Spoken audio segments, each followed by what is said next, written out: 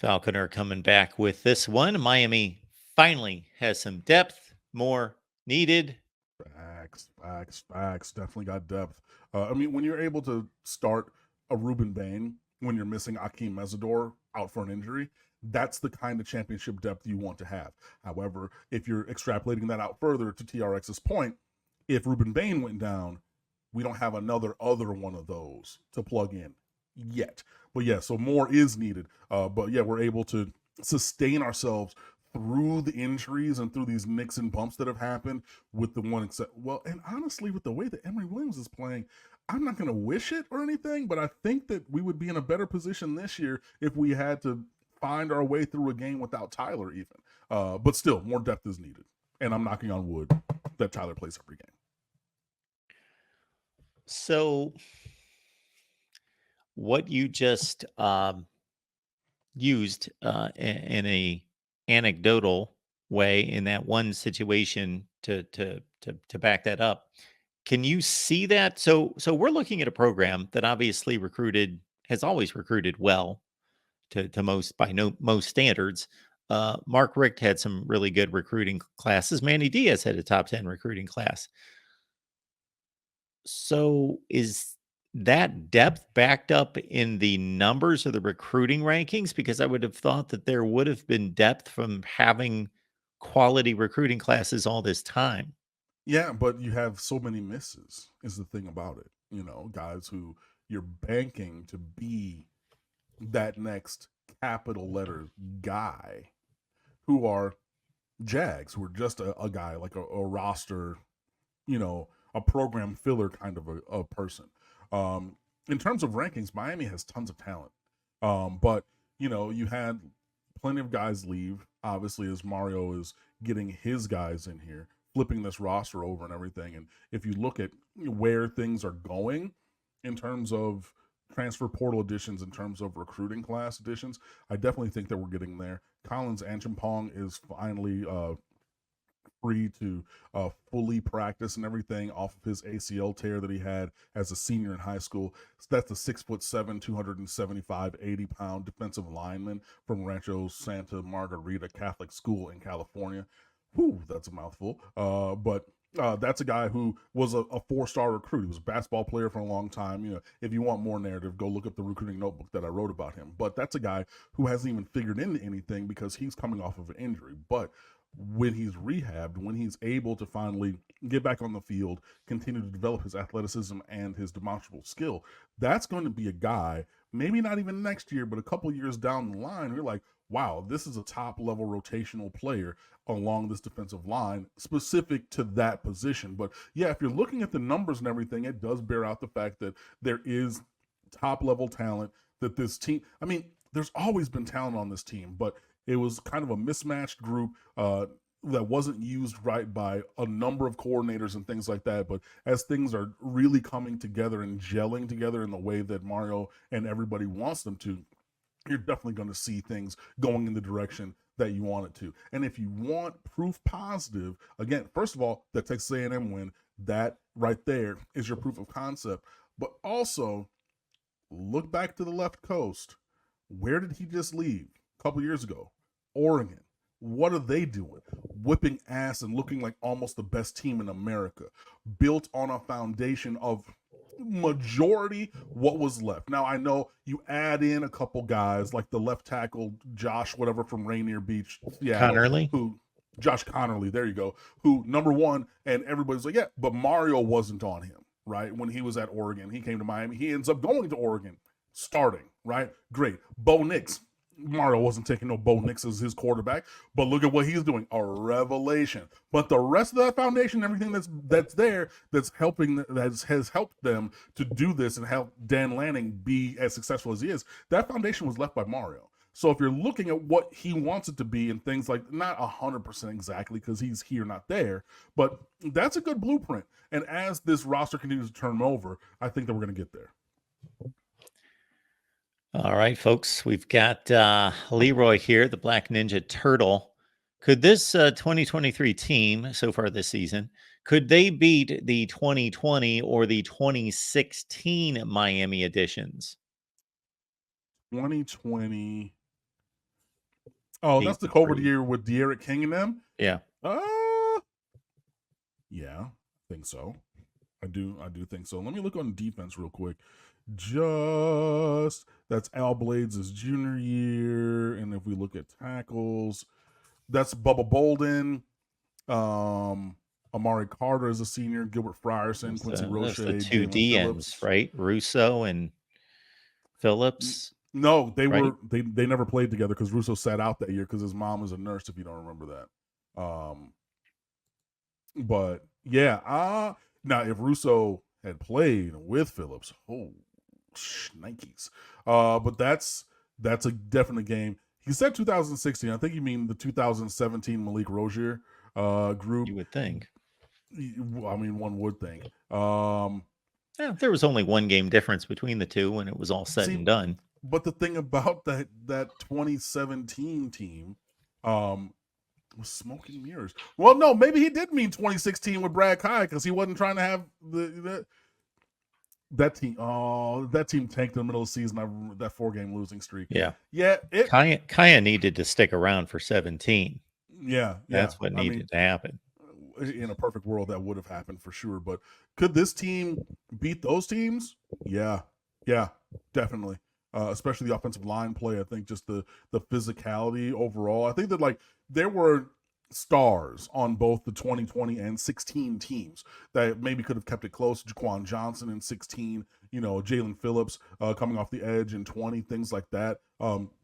Even De'Aaron King at quarterback in 2020 and whatnot. But could this team beat either of those teams? 100%. Next up, Paulo. Appreciate you being here. Thank you for the contribution. Do you see Miami diving further into the transfer portal next year, knowing the current roster may match up with Clemson, especially if Dabo doesn't use it? Let me address the last part. Dabo's going to have to use the portal.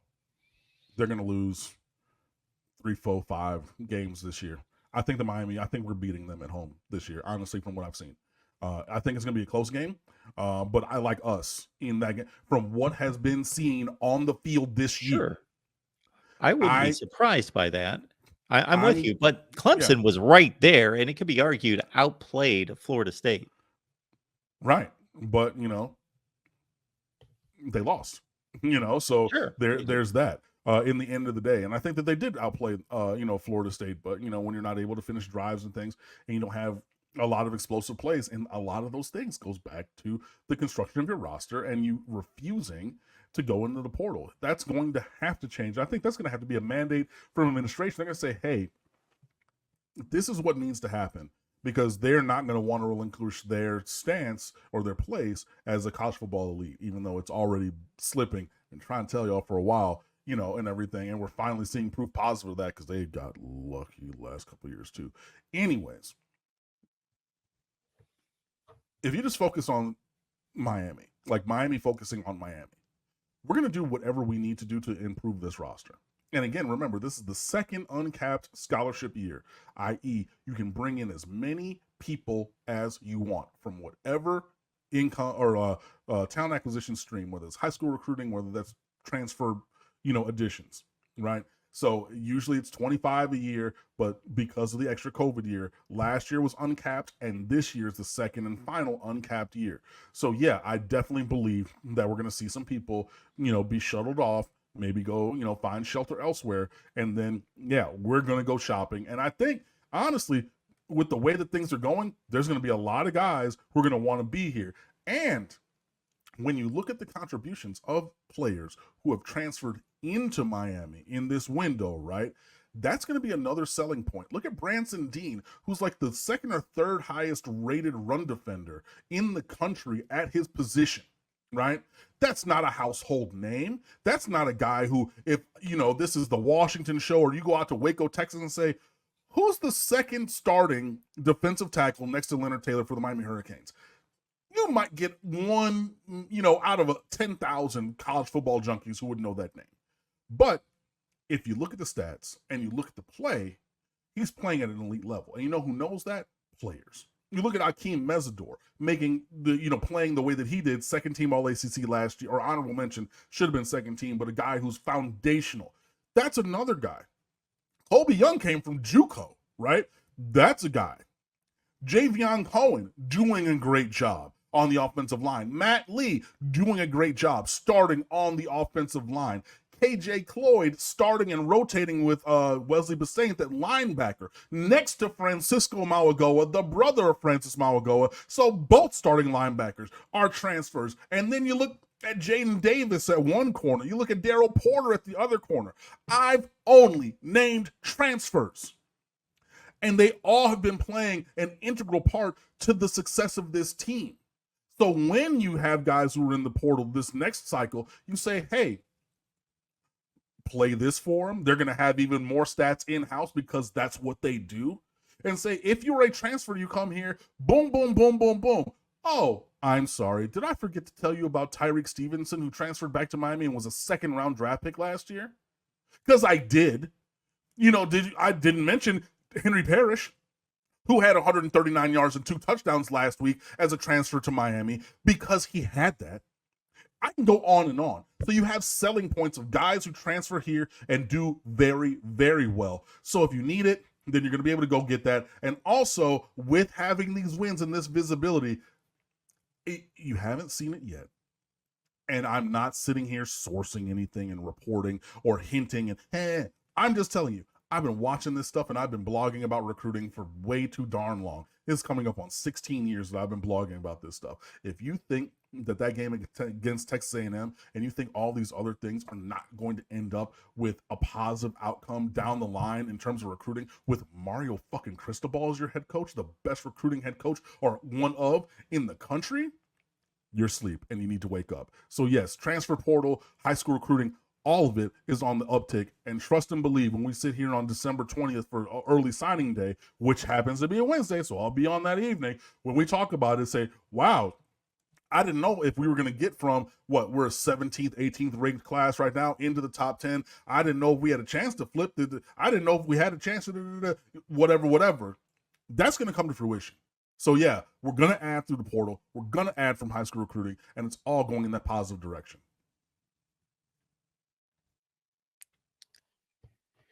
LFG, we appreciate you, who is certainly recognizing the intel coming in from Cam in a number of ways. This one in particular about the Clemson decline and Miami surpassing Clemson, I guess you could say, the potential of that happening this season, or at least from a talent perspective. Yeah. But again, I'm quoting myself again. But just like when Florida State had that long winning streak, 6 or 7 games, or whatever it was against Miami, and I said, you have to beat them twice. You have to beat them on the field, and then you have to beat the mentality that they have, that there is no lead that's insurmountable. There's no amount of time that is too little for us to climb that hill and get this win, because Clemson against Miami definitely has that same mentality, right? And if you look back against the series with Florida State at that time, there were those games. Now, I know that the national championship year, yeah, they blew our doors off. But the other games that Dalvin Cook won for them, look at those games, man. Tight going into the fourth quarter. Miami leads in the fourth quarter, and they had, all these opportunities to make a positive program-changing play for Miami, right? They had, 2 touchdown leads, 13-point, 10-point, whatever leads. And through all of that, through this, through that long Florida State winning streak, that Florida State sideline said, it doesn't matter where things stand now, because we know we have it in us to overcome this in the end. And what you have to do is beat them so soundly that you beat that mentality and you turn it off in their brains. They do not have that cocksure hope or, firm belief that no matter what, this is Miami. They can't. What are they going to do to us? Florida State. What are they going to do to us? Clemson. When was the last time that Miami played Clemson within 4 touchdowns? I mean, the COVID year, but past that was still a double-digit loss. When was the last time that it was, a real competitive game going into the fourth quarter? Man, please, we're gonna be able to do that. So you got to go down there and you have to beat them, and beat the mentality out of them that they can come back from anything. So that's going to be a really, really, really huge hurdle to cross for the Hurricanes this year. But luckily, you get that before the Florida State game. So hopefully you're able to, exercise those muscles and then take that growth, with you up to Tallahassee. But I mean, it's not going to be easy. It will definitely not be easy because Clemson's gonna play for pride. That's for darn sure. But I think that Miami has what it takes to beat that kind of a team, and I think that that's going to happen this year. And that was going to be my next point along those lines, whether Clemson plays for pride or they wilt and crumble. I don't know. I don't see them as a quit team because they got beat right now in the fourth quarter of that Duke game. They quit. That was some quittitude. But in general, like on a season, mail it in the way that like Miami has a couple times recently, I don't necessarily see that. But I mean, really at this point, they got 2 conference losses. You're pretty out of the conference title picture, so you got to play for something. Hey, if you get 9 regular season wins with another loss, right, then you can get a bowl game for 10 and you can keep that streak going. Maybe you play that up your Dabo. Maybe you just lean into the culture, which will get you somewhere. But like, if you don't have the dudes on Saturdays, Thursdays, Fridays, whenever you play, right, if you don't got the guys, culture will only get you so far, right? Culture got them as far as it did, on Saturday, but like at the end of the game, Florida State had a hymn, right? And I was talking to my boy Fred on the phone, and like there was not the play in overtime. There was another. It was like 3rd and 17, and Florida State punted after they didn't get this, but they threw a ball to Keon Coleman. And he's like, why would they throw that? Because that's the guy that they have to win that game. So that wasn't a scheme route. That was a person play. That was a him. Where's 4? Jordan, throw him the ball, right? What happened in overtime? That's a him ball, right? And they got another wide receiver who's 6'7" with a 20% drop rate this year. So don't tell me that they don't have another option for, hey, again, 6'7" Johnny Wilson. They could have thrown that all the way up into the stands and he could have reached up and got maybe if he wasn't Butterfinger. So they said, you know what? Even though we have a bigger height advantage somewhere else, we're throwing the ball to him. Because at the end of the day, Clemson doesn't have a him that they can put on our him, and our person's going to beat him. This is a Jimmy and Joe, not an X's and O kind of a thing, right? And I think in some places that Miami has some dudes, some hymns that Clemson can't keep up with. And that's going to end up being the Clemson downfall, I think, at least in the game when we play them. But I'm getting a little too worked up for that. We still got a couple games in the in-between. But, yeah, that's what I think. Yeah, I think it should be a tremendous game. I throw Clemson's record to the side to a certain extent. No, this is not Clemson of anywhere between 2015 and 2020, or even what we've seen the last couple of years. I still think they've got to be one of the. After I saw them play Florida State and be in position to win that game and have some questionable coaching decisions, a field goal kicker taken off the street that obviously was their undoing. I still have to think this is one of the top 15 teams in the country. Ooh, really? Well, then Florida State needs to beat them worse than hanging on by a thread and pulling that out.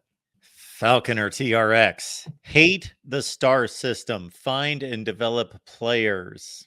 I think that it's a balance of both. Like you do have to. There are guys who are going to go pro in sports, and there's going to be guys who are really great in high school, and they're going to go pro in something other than sports.